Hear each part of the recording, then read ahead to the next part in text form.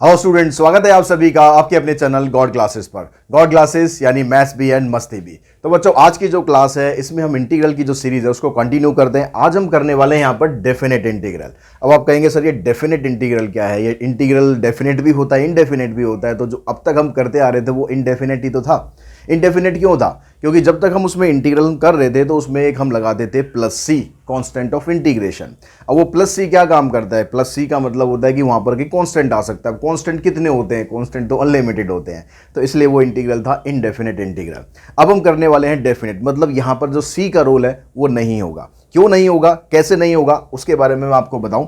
उसके बाद हम करेंगे फिर एक्सरसाइज 7.10। तो अब हमारे पास जो डेफिनेट इंटीग्रल हम करेंगे तो उसमें आपको क्या होगा, एक स्पेसिफिक लिमिट दी जाएगी। अब वो लिमिट आपके पास ये लोअर लिमिट होती है, ये अपर लिमिट। ये लिमिट क्या होती है? ये एक्स की वैल्यू होती है कि एक्स की वैल्यू यहाँ से लेकर यहाँ तक आप ले सकते हो। अब उसके बाद हम इसका करते हैं इंटीग्रल। अब इसका इंटीग्रल हम अब तक कैसे करते आ रहे थे? इंटीग्रल मान लो इसका मैंने निकाल दिया, भाई कैपिटल एफ एक्स आ गया, या आप कुछ भी आप ले सकते हो। तो कैपिटल ऑफ एफ एक्स, ये इसका इंटीग्रल आ गया, प्लस में लगा दिया हमने सी। अब ये सी कहाँ जाएगा, कहाँ पर गायब हो जाएगा? यहाँ पर, ये इसको हम समझते हैं।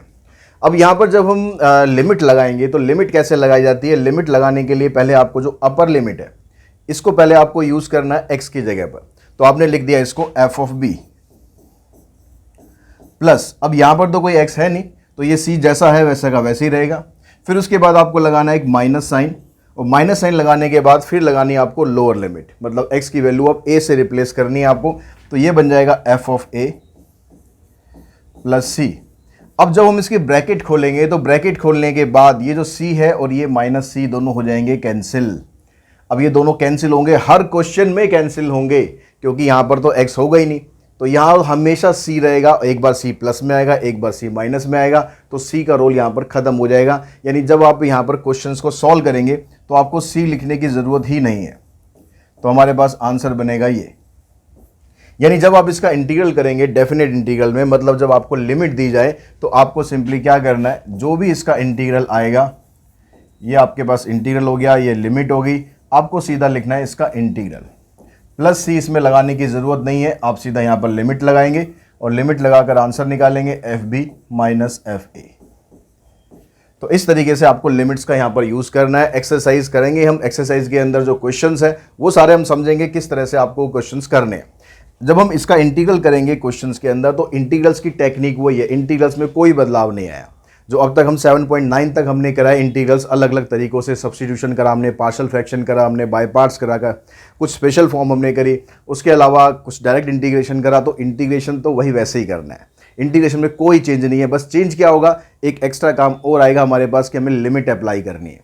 अब यहाँ पर जैसे फर्स्ट क्वेश्चन है एक्स स्क्वायर, तो एक्स स्क्वायर का इंटीग्रेशन मुझे बताने की ज़रूरत नहीं है, आप लोगों ने अब तक बोल भी दिया होगा कि एक्स स्क्वायर का इंटीग्रेशन ये होता है।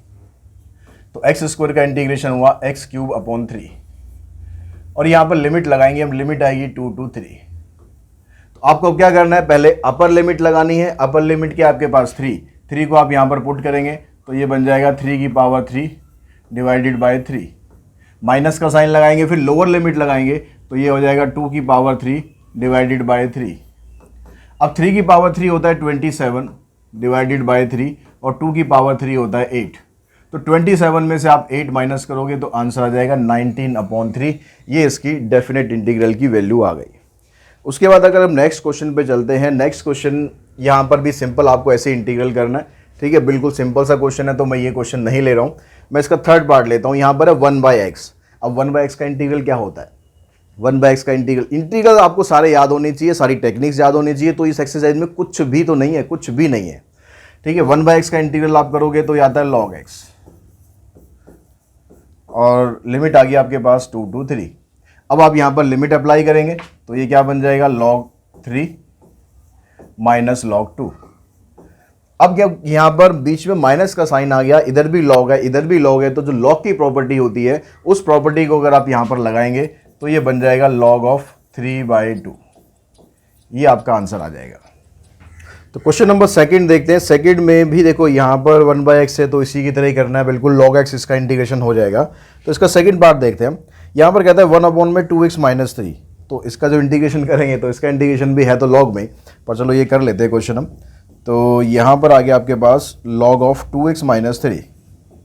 अब क्योंकि यहाँ पर आपको x के साथ जो वेरिएबल है, x के साथ जो कोफिशिएंट है वो यहाँ पर आपको 2 दे रखा है, तो जब आपको x के साथ कोई कोफिशिएंट दिया होता है तो आप उसको क्या करते हैं, उससे आपको डिवाइड करना है। इंटीग्रेशन के जो सबसे पहले स्टार्टिंग वाले सब्स्टिट्यूशन स्पेशल फॉर्म पड़ी थी ना, वो फॉर्म हमने यहाँ पर लगा दी कि हमने डायरेक्ट इंटीग्रेशन कर दिया और x के साथ जो कोफिशिएंट था उससे हमने डिवाइड कर दिया। अब यहाँ पर जो लिमिट है वो है 0 से लेकर 1। तो ये जो 2 है ये तो कांस्टेंट है, इसको तो आप बाहर कर दो, इसको तो बिल्कुल हम बाहर कर देते हैं 1/2।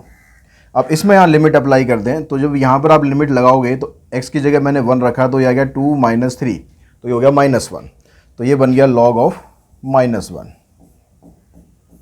फिर माइनस का साइन लगाएंगे, अब यहाँ 0 पुट करेंगे तो ये क्या बन जाएगा, log ऑफ 0 - 3, तो ये आ जाएगा -3। अब यहाँ पर आपको ये बात पता है कि जो लॉग का आर्ग्यूमेंट होता है, यहाँ पर हम जैसे मॉडुलस लगाते भी हैं तो लॉग का आर्ग्यूमेंट हमेशा पॉजिटिव ही रखना है, आपको ये ध्यान रखें। तो ये जो -1 आया, ये माइनस आप यहाँ से हटा देंगे, इसको आप लिखेंगे ऐसे 1/2 log of 1 minus log of 3।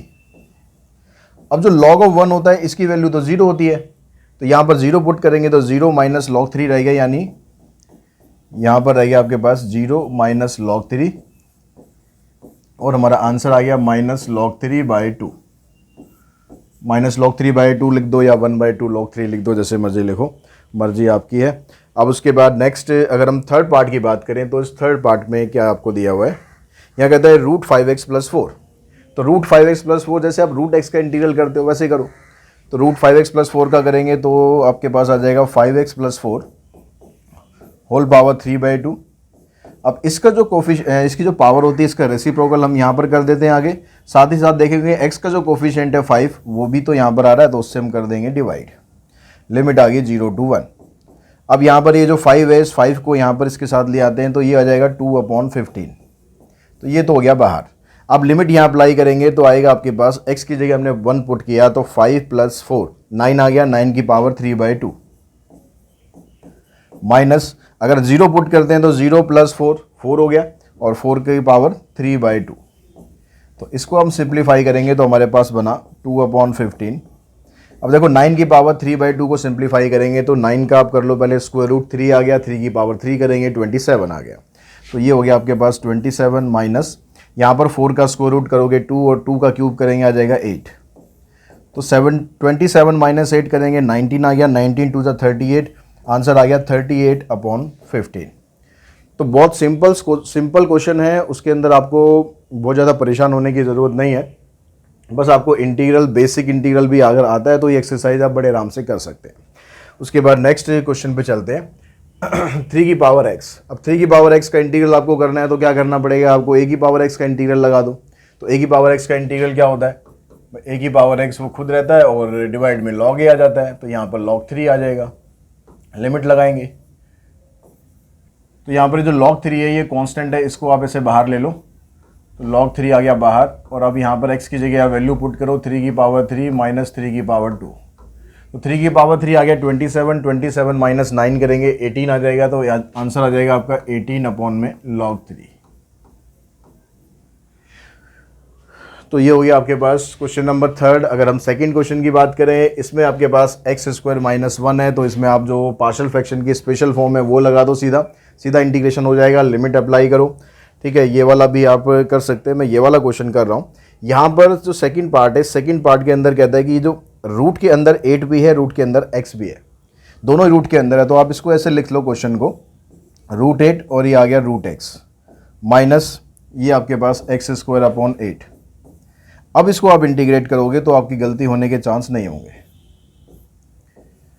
तो जो √8 है ये तो कांस्टेंट है, और √x का इंटीग्रेशन करेंगे तो x की पावर 3/2 और इधर आ जाएगा 2/3 माइनस यहाँ पर करेंगे x³ 3 और इंटू 8, लिमिट आ गई 0 to 8। अब यहाँ पर आप 8 पुट करेंगे तो ये क्या बन जाएगा, ये आ गया आपके पास, देखो √8 तो यहाँ पहले से ही है 2/3। अब यहाँ पर इस x की जगह 8 पुट करेंगे तो आ जाएगा 8 की पावर 3/2 माइनस यहाँ पर पुट करेंगे आप 8 की पावर 3 डिवाइडेड बाय 3 × 8। उसके बाद फिर माइनस साइन और लोअर लिमिट पुट करनी है। अब लोअर लिमिट है 0, अगर आप यहाँ पर 0 पुट करते हो, इधर आप 0 पुट करते हो तो सारा कुछ 0 हो जाएगा, इधर 0 पुट करते हो तो ये भी तो 0 हो जाएगा। तो बस आप यहाँ पर 0 लिख दो खाली। अब यहाँ पर सिंप्लीफाई करते हैं, ये जो √8 है, √8 का मतलब क्या होता है, 8 की पावर हाफ होता है, और ये इनटू में हो रहा है 8 की पावर 3/2। अगर हम इसमें लॉज ऑफ एक्सपोनेंट लगाएं तो 8 की पावर ऐड हो जाएगी, ये बन जाएगा 4/2 मतलब 8 की पावर 2। तो यहाँ पर 8 की पावर 2 आ गया और इनटू में 2/3। यहाँ से अगर आप काटोगे, इसको इससे काटेंगे तो 8 की पावर 2 यहाँ भी बचेगा डिवाइडेड बाय 3। तो ये 8 की पावर 2 कॉमन आ गया, नीचे से 3 भी कॉमन आ गया, अंदर क्या रह गया आपके पास, 8 की पावर 2 भी कॉमन निकाल दो, 3 भी कॉमन निकाल दो, यहाँ से रह गया 2 और यहाँ से रह गया 1। अब 8 की पावर 2 होता है 64, नीचे 3 आ गया, 2 - 1 करेंगे 1 आ गया, यानी पूरे सिंप्लीफाई करोगे तो आंसर आ जाएगा 64/3। उसके बाद नेक्स्ट क्वेश्चन पे चलते हैं, क्वेश्चन नंबर 5। यहाँ पर ये जो क्वेश्चन है, इसमें देखो रूट के अंदर नीचे 2 टर्म्स दी हुई हैं, तो आपको इंटीग्रेशन ना आइडेंटिफाई करना है कि कैसे आपको इंटीग्रेट करना है। ठीक, इंटीग्रेशन सारा आप सीख चुके हैं, लेकिन अब आइडेंटिफाई करना सीखो। अभी तो आपने एक्सरसाइज वाइज किया होगा कि कैसे कैसे करना है, अब सारे मिक्स्ड क्वेश्चन आएंगे। तो यहाँ पर जैसे रूट नीचे आपको दे रखा है, तो नीचे तो आप इसको सेपरेट कर नहीं सकते, तो आप क्या करो, यहाँ पर इसको कर लो रैशनलाइज। इसको आपने रैशनलाइज किया तो ये आएगा ऐसे 1 + x - x, और रैशनलाइज जब करेंगे तो बीच का जो साइन है ये हो जाएगा प्लस।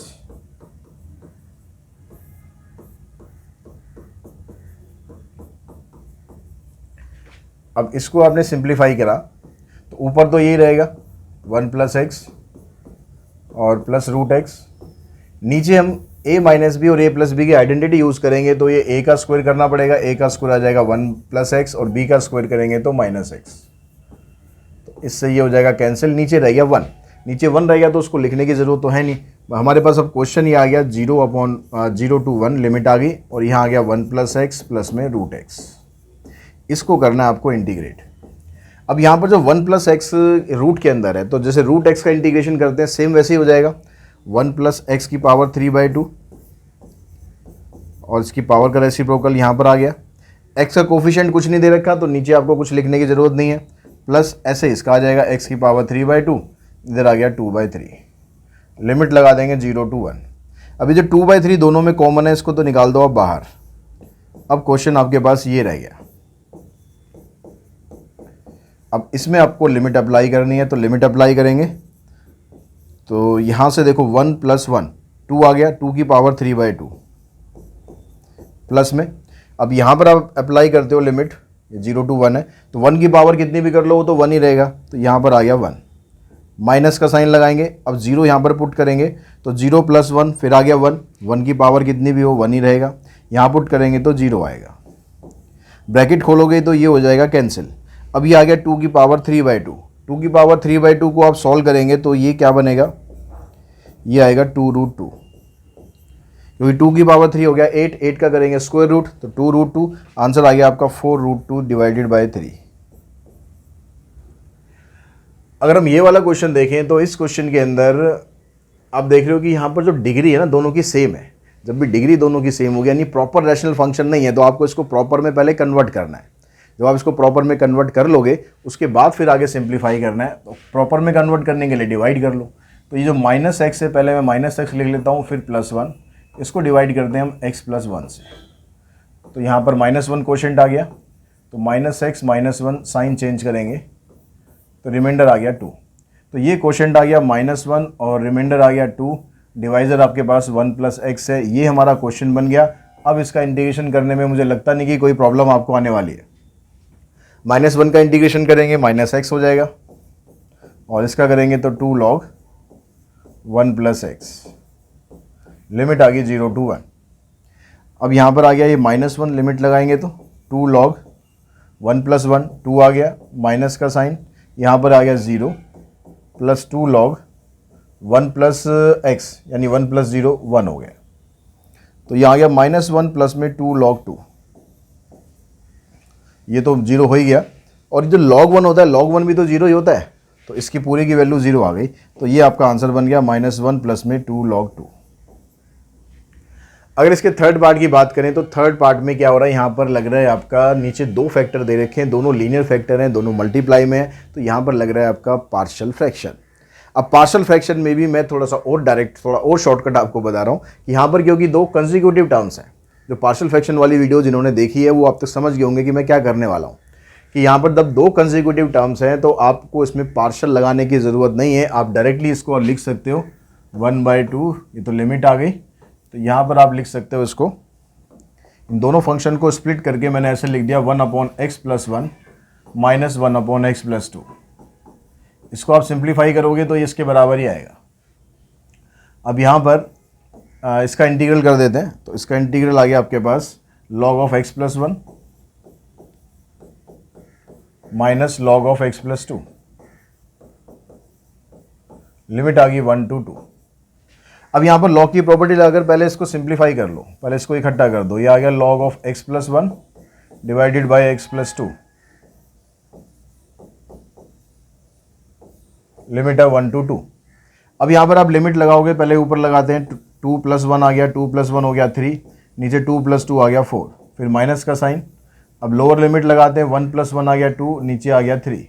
अब लॉग की प्रॉपर्टी फिर एक बार लगा दो, बीच में माइनस का साइन आ गया, फिर एक बार लॉग की प्रॉपर्टी यूज़ करेंगे, तो ये बन जाएगा log 3/4 डिवाइडेड बाय, क्यों भाग रहा भाई इधर रहा थोड़ा सा, तो ये आ जाएगा डिवाइडेड बाय 2/3।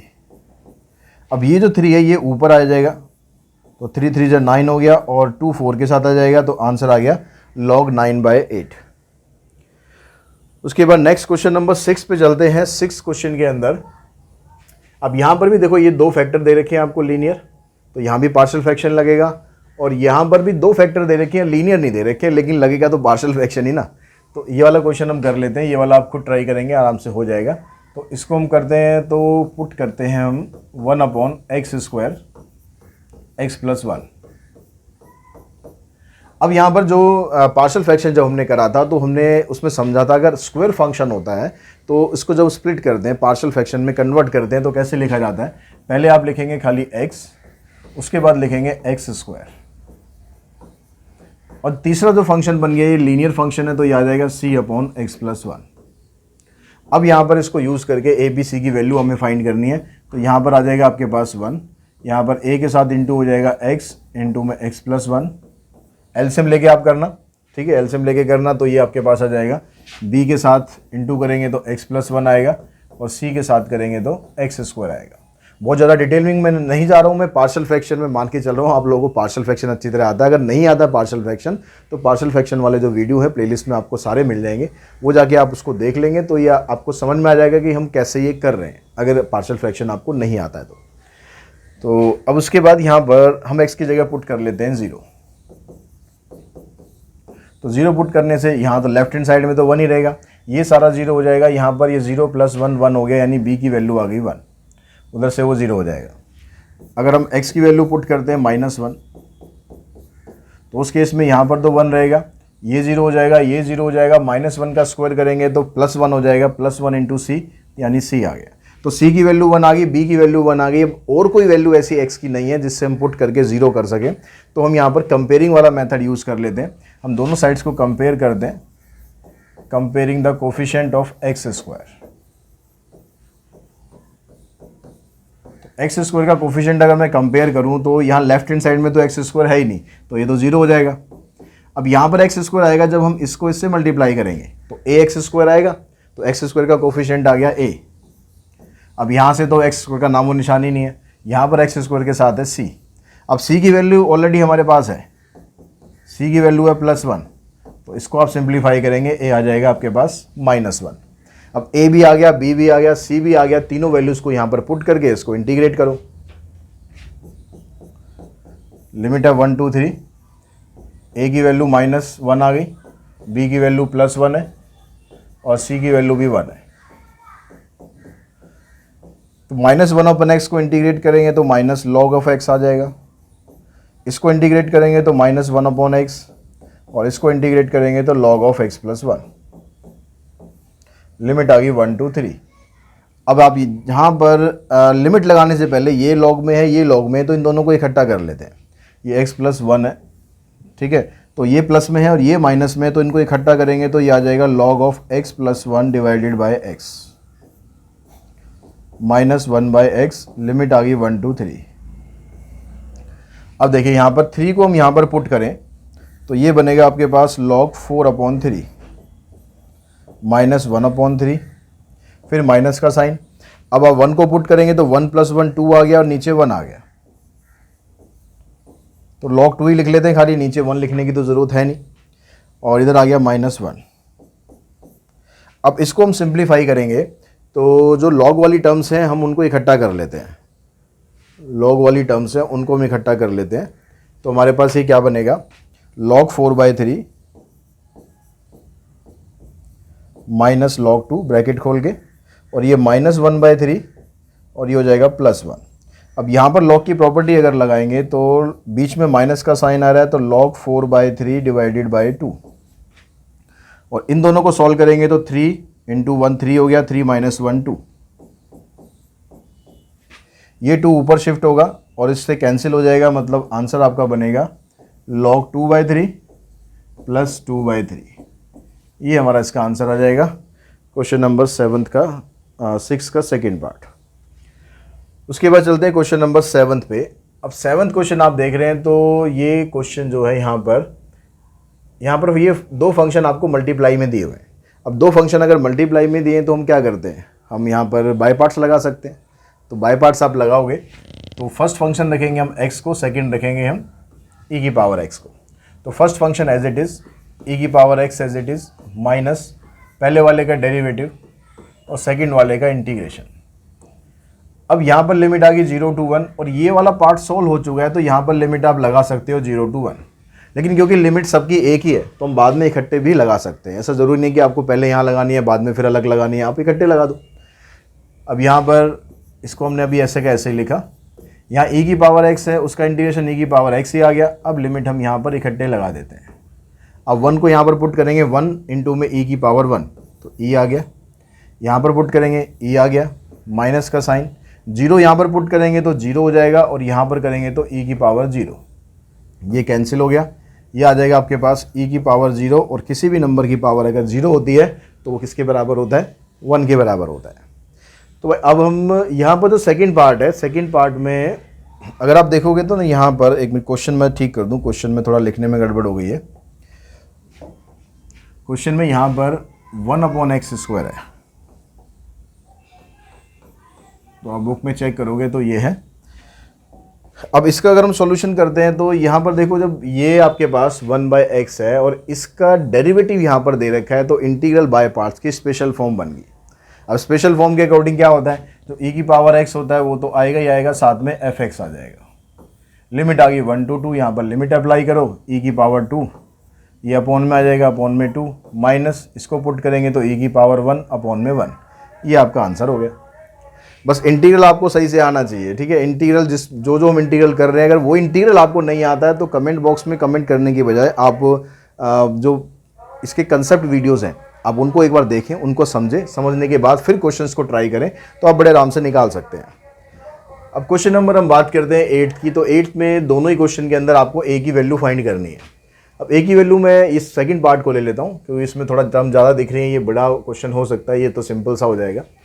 तो यहाँ पर हम इसको इंटीग्रेट करते हैं तो ये आ गया 3x³ प्लस 2x² और प्लस में x, लिमिट आ गई 1 to a इक्वल्स टू आ गया 11। अब आप क्या करो, पहले इसको कैंसिल कर दो, कैंसिल करने के बाद x की जगह a पुट करोगे तो ये a³ आ जाएगा, इधर से a² आ गया, इधर से a आ गया, माइनस का साइन, 1 पुट करेंगे इधर 1 आ गया, 1 आ गया, इधर 1 आ गया, इक्वल्स टू 11। अब हम इसको सिंप्लीफाई करें तो a³ प्लस a² प्लस में a, ये -3 होगा, 11 को भी इधर लाएंगे तो सीधा हो जाएगा -14। अब ये आपके पास एक क्यूबिक पॉलिनोमियल आ गया, इससे आपको a की वैल्यू फाइंड करनी है। अब क्यूबिक पॉलिनोमियल के फैक्टर करने हैं, फैक्टर से हम फिर वैल्यू निकालेंगे।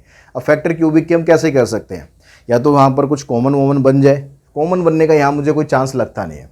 पहले 2 में आप कॉमन निकालोगे, अगले 2 में कॉमन निकालोगे तो सेम नहीं आ रहा, या कहीं और से भी करेंगे तो सेम नहीं आ रहा। तो यहाँ पर हम क्या कर सकते हैं, यहाँ पर हम hit and trial method use करते हैं। अब एक की जगह कोई ऐसी वैल्यू डालो जिससे सारा का सारा 0 हो जाए। तो a की वैल्यू मैंने यहाँ पर सोची पहले 1। अब मैंने 1 सोचा तो अपनी सोच को मैं वहीं पर ही छोड़ दूंगा, क्योंकि आप 1 को यहाँ पुट करोगे तो 1 + 1 + 1 3 आएगा, 3 - 14 तो 0 तो हो ही नहीं सकता, -1 करोगे तो भी नहीं हो सकता। तो जो हमें पता है कि भाई इससे हो ही नहीं सकता, तो उसको यहाँ पर हम डाल के करेंगे क्या, खाली टाइम वेस्ट होगा। हाँ, जहाँ पर डाउटफुल मामला हो कि भाई हाँ हो भी सकता है नहीं भी हो सकता है, वो आप डाल के देखो। तो मैं यहाँ पर 2 पे चलता हूँ। अगर मैं a की जगह 2 पुट करूँ तो क्या होगा, तो ये 2 का क्यूब आ जाएगा, 8 हो गया, 2 का स्क्वायर और यहाँ पर 2। अब यहाँ देखो आप 8 + 4 12 और 2 14 - 14 0 हो रहा है, यानी a की वैल्यू 2 डालने से ये 0 के बराबर हो रहा है। तो इसका मतलब हुआ कि जो a - 2 है इसका एक फैक्टर है। अब एक फैक्टर तो आपको पता चल गया, अब दूसरे फैक्टर कैसे निकालेंगे। तो इसमें क्यूबिक पॉलिनोमियल में हम क्या करते हैं, अगर एक फैक्टर हमें पता चल जाता है तो फिर a - 2 से हम इस पूरी इक्वेशन को, पूरे पॉलिनोमियल को डिवाइड करके देखते हैं। तो एक तरीका तो ये होता है। अब इसका मैं आपको शॉर्टर वर्जन बता रहा हूँ कि आपको ये डिवाइड ना करना पड़े, इसके लिए एक वैदिक तरीका है। तो वैदिक मैथ का तरीका क्या होता है, उसके अंदर अगर हम किसी भी क्यूबिक पॉलिनोमियल को डिवाइड करना चाहते हैं तो उसके कोफिशिएंट्स को हम लिखते हैं, ये 1 1 1 और -14। तो ये लिखा हमने 1 1 1 -14। और जो हमने a की वैल्यू निकाली है हिट एंड ट्रायल से, a की वैल्यू हमने क्या ली थी 2, फैक्टर नहीं लेना, -2 नहीं लेना, वैल्यू लेनी है a की, तो वैल्यू हमारे पास आ गई 2। अब इस 2 को सबसे पहले स्टेप में क्या करेंगे, ये जो 1 है इसको आप यहाँ नीचे के ऐसे कैसे लिख देंगे, फिर 2 को 1 से करेंगे मल्टीप्लाई, इन दोनों को मल्टीप्लाई करके जो आएगा यहाँ पर लिखो, 2 + 1 3 हो गया। अब 2 को मल्टीप्लाई करो 3 से, 6 आ गया, 6 + 1 7। अब 2 को मल्टीप्लाई करो 7 से, 2 7 जा 14, 0 आ गया। लास्ट में जो भी बचेगा वो आपका रिमाइंडर होगा। अब क्योंकि 0 बच रहा है तो इसका मतलब कंप्लीटली डिवाइड हो रहा है।